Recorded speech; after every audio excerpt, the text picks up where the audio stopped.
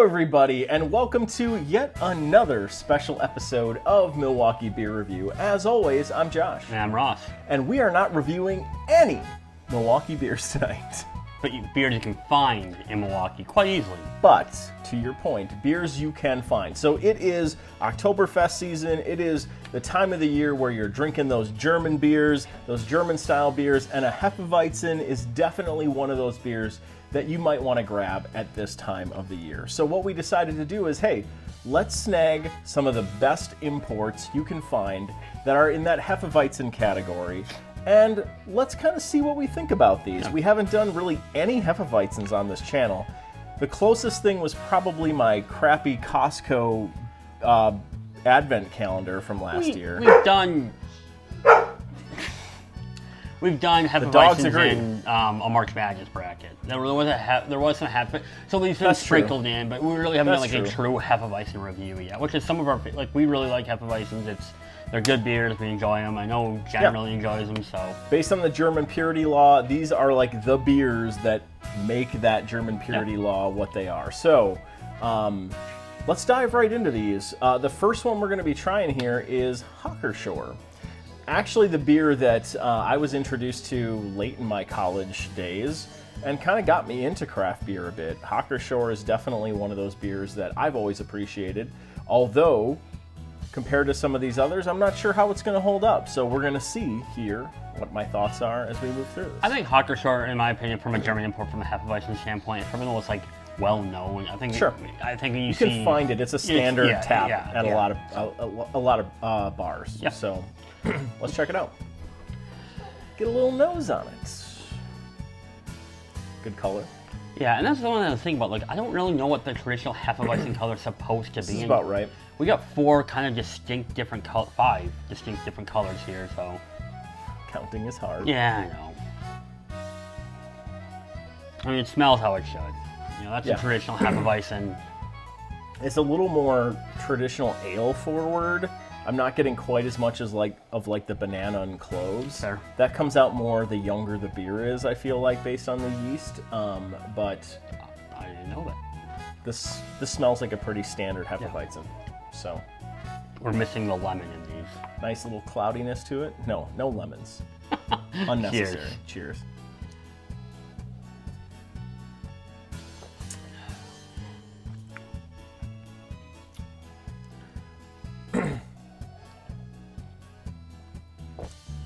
So I've had a lot of Hockershore. I know this is one I've definitely had. This is just, it's a great taste. I always enjoy it. Yeah, it's good. The one thing with wheat beers, especially Hefs, it's kind of weird, is the taste is light, but they're actually, in my opinion, they're somewhat heavier beer. I think wheat beers tend to be a little bit heavier. It's a little deceiving. This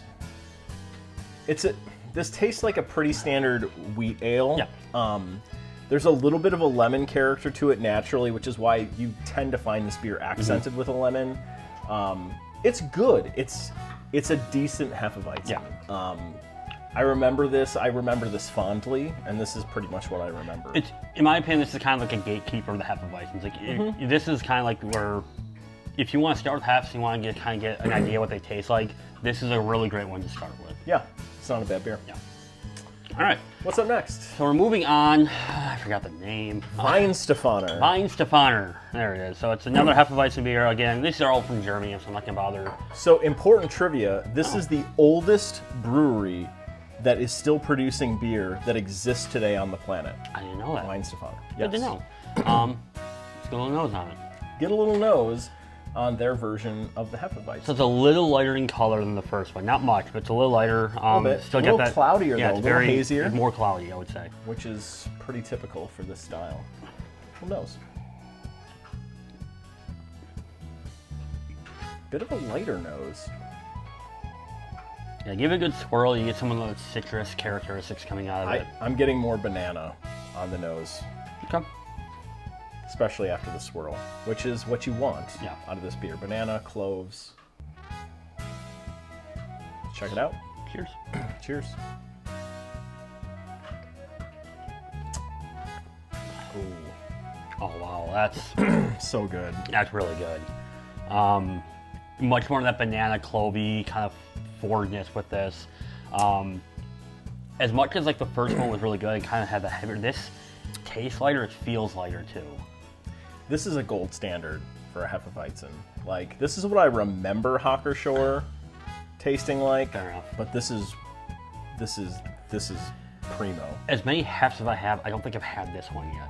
Really? This might be the first time I've had this really? one. So, because I don't remember this. So good. Definitely, like, up front, banana, cloves. Yeah. You get that wheat beer note. It's not heavy on the citrus or the lemon notes. It's just exactly what I think a traditional Hefeweizen is supposed to taste like. It's just I agree. Solid. This is really good. For ranking these, kind of, so far this is first, Hacker Short second is kind of where I have them on my list. So far. Yeah. All right, up third is one of my all-time favorites. So one of the transition beers for me after I started drinking Hacker Shore, I was like, let me find another Hefeweizen that I like. Franziskaner is definitely one of those. So another import. And we're going to try this one out. So let's get a little nose on the Franziskaner. Looks very similar in color to the Hacker Shore, which these are easy to find. You can find these all over and all year round. Apologize for the child screaming to the right of us. But very similar to the Hacker Shore, at least in color. Little nose.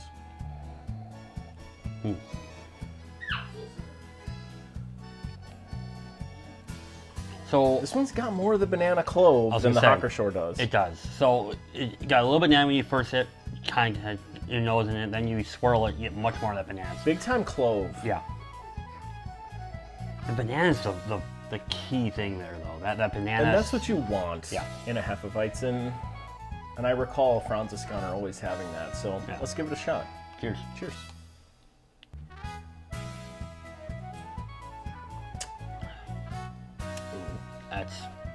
That's tasty. Also really good.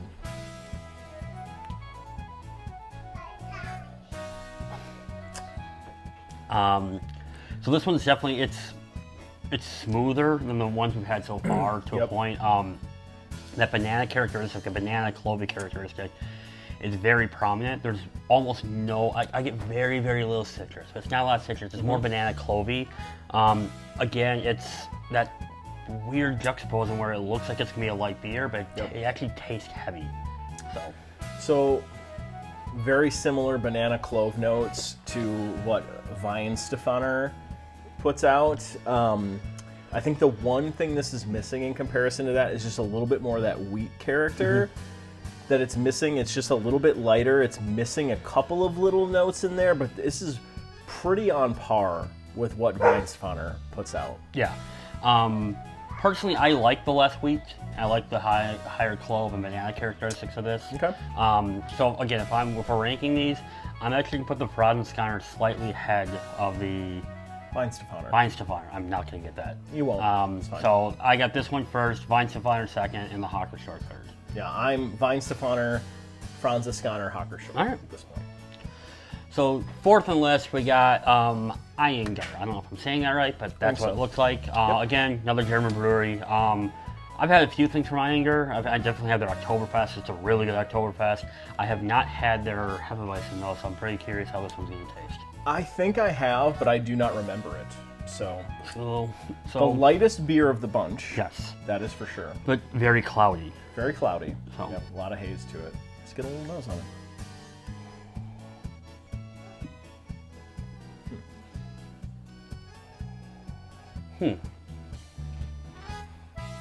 More of a citrusy nose. Yeah, I was gonna say it's got a little more citrus. Like the cloviness is there, but it's not as prominent as I think we've had so far. Yeah, this is for sure the lightest of the beers, both in color and fragrance. Yeah, for sure. I agree. Let's give it a shot. Cheers. Cheers. Ooh, we missed.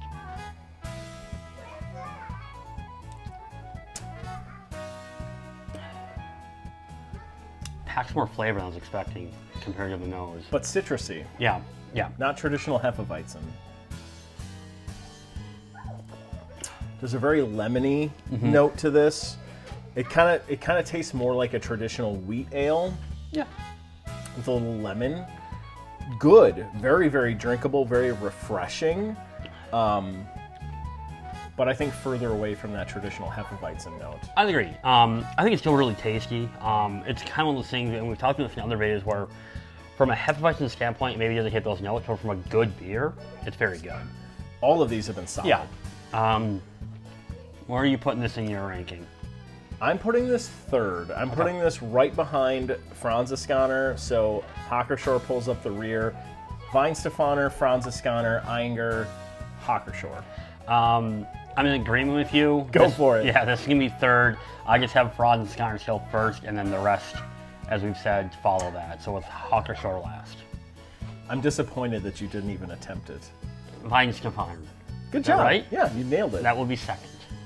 If I'm even right, I might not be right. Who knows?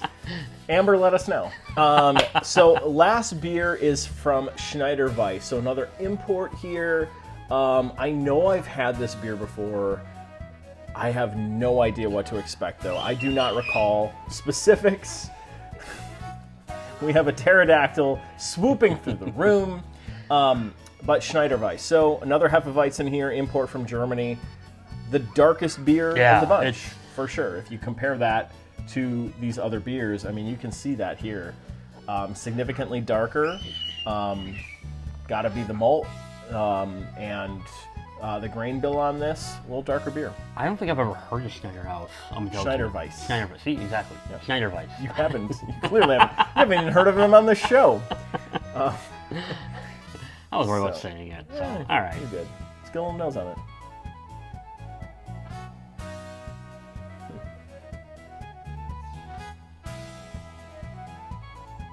Not much there. There isn't. Little clove banana. Little clove. I'm getting a little lemon kind of coming out of it, but yeah, a little citrusy note. There isn't a lot there. It's pretty mellow on the nose. It is. Should we give it a go? Yeah. All right. Cheers. Cheers.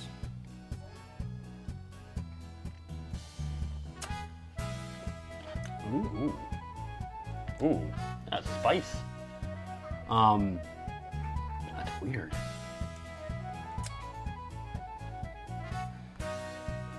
Yeah, it's definitely got like a maltier kick Yeah. on the front, which, based on the grain bill and based on what we're seeing from a color perspective, that's not surprising to me. Again, more lemony than banana clove, more citrusy than banana clove. So falling away from that traditional Hefeweizen palette, I think. I don't think I don't know if you're getting, but I think it's the cloves are kicking in heavy at the end, where it's got like a weird spice right at the end. Yeah, I'm getting it's that good. too. It's just different. This is decent. Yeah, it's maybe the furthest from the traditional Hefeweizen style I think we've had so far, but like the little twist it has on it is actually really good. It's actually kind of refreshing and kind of surprisingly good. So. Yeah. As far as where this lands with the rest of these, I think it's fourth.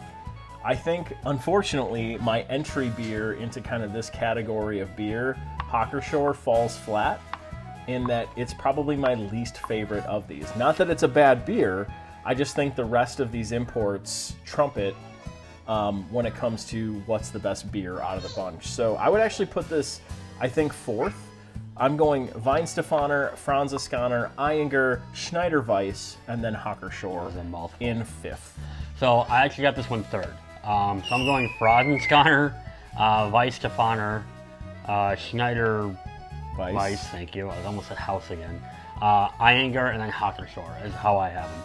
All really, really good. All available here in the Milwaukee market. So if you're looking for a good Hefeweizen, I think most of these are available all year as well. So you can find these all year long, not just a September, October drinking beer. You can find these all year long around here. So really, really good stuff. And the German heritage here in Wisconsin, this is the kind of stuff that, is easy drinking and can kind of bring you into that, into this style of beer. Yep. So it did for me. Thanks for watching. If you've got thoughts on these beers, let us know in the comments and check out the rest of our videos and content here on YouTube. You can also find us on Instagram, on Facebook, on Twitter, on Untappd, and like I said, here on YouTube. So like, comment, subscribe, and we'll see all of you, hopefully, in a future episode. Thanks, everyone. Bye-bye.